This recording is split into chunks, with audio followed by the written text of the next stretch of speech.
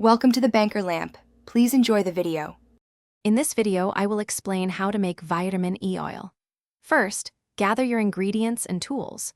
Making your own vitamin E oil at home is a simple and rewarding process.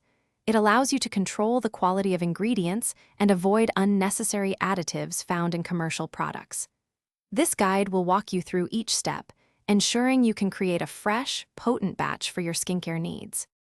To begin, you'll need about 10 to 15 vitamin E capsules, typically 400 IU each. Next, choose a high-quality carrier oil such as jojoba, sweet almond, or olive oil. These are excellent for skin. Finally, ensure you have a clean mixing bowl, a sterile needle to puncture the capsules, and a dark, airtight dropper bottle for storage. Now, let's mix.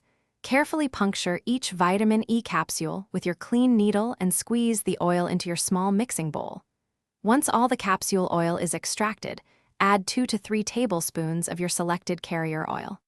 Gently stir the mixture until it is thoroughly combined, ensuring an even distribution of ingredients.